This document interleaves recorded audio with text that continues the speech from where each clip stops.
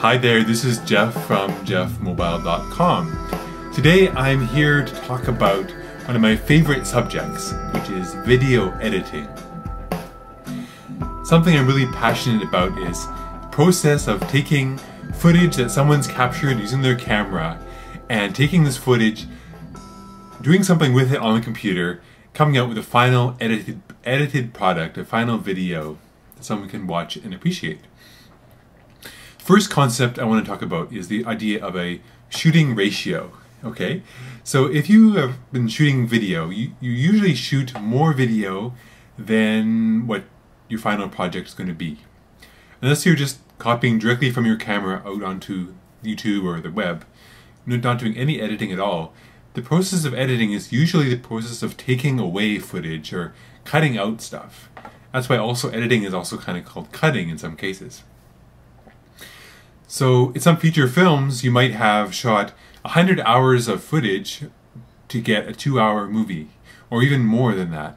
For a short film that I worked on recently, I think we had, I don't know, maybe 5 or 6 times, or 7 or 8 times the amount of footage that we needed for the actual film.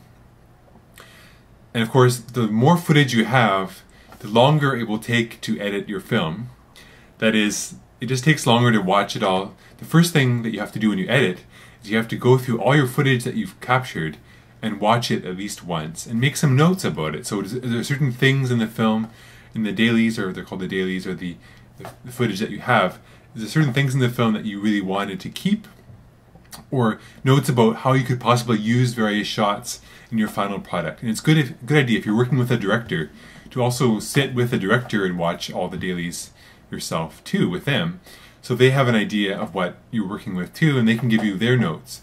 And in some cases the director will even be more involved with the editing process than just saying yes or no to the final product, but they'll actually want to be involved, maybe giving you a paper edit, which is a version of the film written out on a piece of paper, where the director says what he wants or what he or she wants in every scene. Okay, so let's say you've got all the footage together and you started doing a first rough cut, which is where you assemble all the footage in your video. Okay, so the first thing you want to do is just think about, what do you want in your video, what shots do you want to include. If you have actors, which performance of theirs do you want to add in the film, which ones you don't want to include. You can also have the director sit with you during this time. But once you've got a rough cut, then you start working on a fine cut, which is where you get the timing of shots exactly. You decide maybe you shouldn't include certain scenes. But I find, being a musician myself, editing is kind of like a musical process. It's kind of like playing music in that you're creating a sequence of events happening in time, similar to how music exists in time. And all the cuts, when you decide to cut from one shot to the next, has a sort of a rhythm of it, because the mind or the brain, as you watch a film, you experience it in terms of the rhythm of, say, the motion. Say if someone's moving their arm across the scene and stops like that, it kind of gives a bit of a motion or rhythm that the mind expects. Because I think as humans, we are accustomed to seeing rhythms and patterns, and in the world that we live in, it helps us navigate the world better. So if we see a rhythm or pattern in a film, it complements and it makes the film even flow more effectively. I like to think about editing as like a rhythm, and if something feels right, you can sometimes vary up, like do a fast cut and then a long cut, wait a long time, make a bunch of fast cuts. The rhythm defines how it's perceived. But not only should you think about the speed of the cutting, but you should also think of the speed that the information is being delivered. So you can be cutting really, really fast and not give very much new information. You're not showing anything new, there's no story happening. Whereas you can cut really slowly and the information can be delivered extremely fast. So the information is, essentially filmmaking is giving you information. The digital film is just a bunch of zeros and ones on a computer hard drive. So it's kind of like this process of the filmmaker or editor is creating this artifact, this piece of film or edited video, and that is a delivery mechanism for the story, the message, the information, and it can be visual information, it can be textual, it can be story-based information. Okay, so finally, what else do I want to talk about? Well, in editing, I heard a very interesting discussion by Walter Murch, who is one of the fathers of editing. He edited Godfather 2, Godfather Part 2, and Apocalypse Now, very famous films. He was talking in a discussion with Michael Ondaatje in his book I was reading called The Art of Film Editing, about how it's very similar in editing to writing poetry. You think, well, how is film editing similar to writing poetry? Well, the idea is a poet has to decide when do they end a line of poetry. It's very important to decide, if you're a poet, what word do you want to end on when you finish your line of every line of poetry.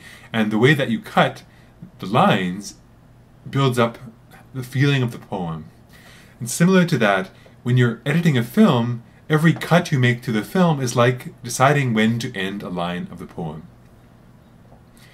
But the interesting thing to note about that is when you're editing a film, you actually can cut in the middle of a word, and the audio will continue on, and generally the video will be replaced by something else. So you can always use what's called an audio transition to do this cutting in the middle of a word or bringing in some new audio element that helps you move it on to the next scene without actually switching the scene. So it's very important to think about audio. So I touched on a lot of things.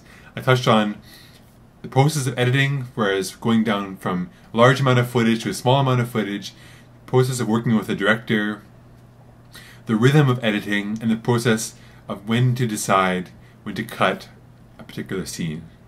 So as you can see, there's a lot to think about in editing, and it also can be really, really fun. If you like attention to detail, you're the kind of person who really enjoys working on something over and over again until it's kind of perfect, or if you're somewhat of a perfectionist, editing may be something that you'd really enjoy, because it does take a lot of patience to review a video many times, making small adjustments each time until you figure out it's the best you can make it in the time you have. It's one of the reasons why I find editing so rewarding, is that the cycle of time between actually doing some project and then releasing it to the world can be quite short if you have a fast workflow. And then if you want to work on a long project that takes several years, it also can accommodate that too. So I find I get a feeling of reward or satisfaction whenever I release one of my edited works, edited videos out in the world. And it's very satisfying. Similar to any other creative act, the idea of creating is fun in itself, but sharing and producing something that someone else can experience is even more fun. Okay, so that's some rambling by jeffmobile.com. Hope you enjoyed my different ideas on video editing.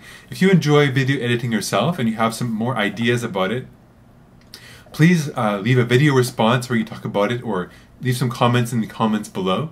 Be happy to continue this discussion with you in a future video or even in the comments below. Okay, so yes, have a great day, and I'll talk to you later. Bye!